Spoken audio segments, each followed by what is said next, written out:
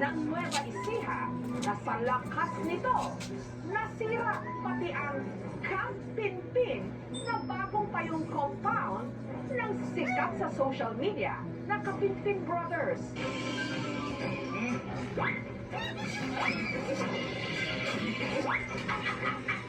Kapag umuulan, bumubuhos! Ganyan din maihahalin tulad ang swerteng dumating sa magkakapatid na online content creators na kilala sa tawag na Chief Allen, Sir David at Captain Kelsey. Papa, nagsisimula pa lang tayo. Ang Kapinpin Brothers. Sa simula nga ng 2024, ipinakita nila sa atin ang katas ng kanilang pag-vlog, ang dream house na regalo nila sa kanilang mama Beth, ang Camp Pinpin.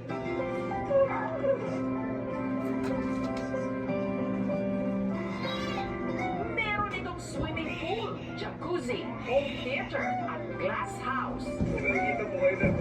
Nag-vlog ka ba?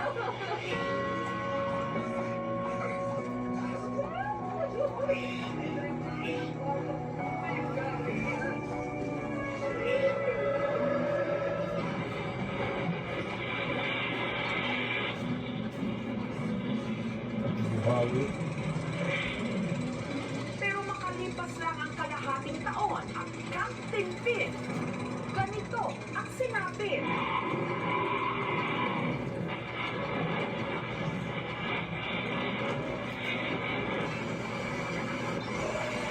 Ang kanilang automatic gate nasira. Ano sila kayo ng ginalaman? Sila kayo sa iba kasi ito. Ang mga gamit sa billiards area nilipad.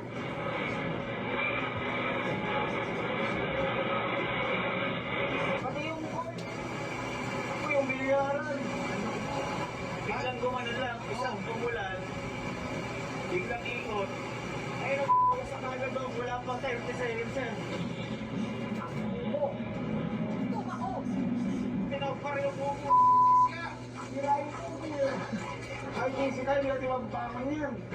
Ang Camp Pinpin kasi kasama sa mga bahay na winalis ng buhawi nitong August 2 sa barangay Bakod Bayan, Cabanatuan City sa Nueva Ecija.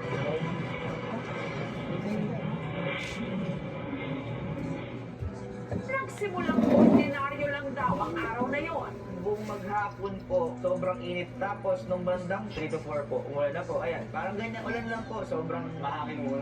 mahangin. Bago pa nangyari ang trahedya, ang best friend ni Sir David na si Louie nagbablog sa harap ng bahay. So, relax mo na wala dito mga partner. Kasi po, ang tawag nila sa akin dito, reporter nila. Sabi ko, i-vlog ko nga to kasi lakas ng ulan. Kung makikinig sa weather forecast na ito ay sobrang lakas po ng ulan mga kaibigan. Pero grabe oh. Narinig yung bahay no, makapag-ulo sobrang lakas po ng ulan. Grabe. Ang hindi nila inasahan, mas lalakas pa pala ang bugso ng hangin. Ay, batok na ko. Lakas. Sabi ko, hindi normal ah. Parang may instinct sa akin, pumasok ako sa loob. Napakalakas. Sobrang lakas. Ano? Oh. Oh. Oh.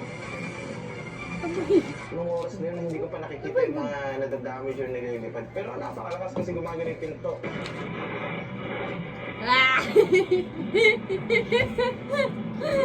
Eh, ba't ano? Sinagay Yung video na ba i-post na? hindi Already naman did noon it. natutulog. Nagising at lumabas sa kanyang mga kwarto. Lagos na ko sa menu eh, sa amin. Ay, grabe. Napakalakas ng ito-ito. Ito ba?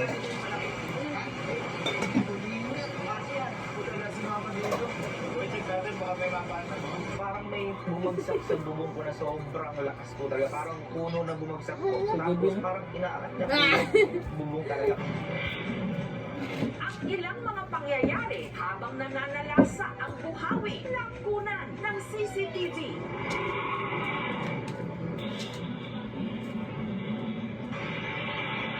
Sa video, makikitang umuulan na sa labas pero kalmado pa ang hangin. Ilang segundo lang, biglang namuti ang paligid. Tila itinutulak ng Di ko napakalakas na na cellphone, hangin Jay. ang gate. Ganun. Ni. Bukas ng tarangka, Ano? umama ito sa alulod ng parking area. Nakakatakot nga po dahil yung gate po namin, ang kaya po niya is 1,200 kilogram. Pero binuksan lang po yung gate namin na 1 segundo.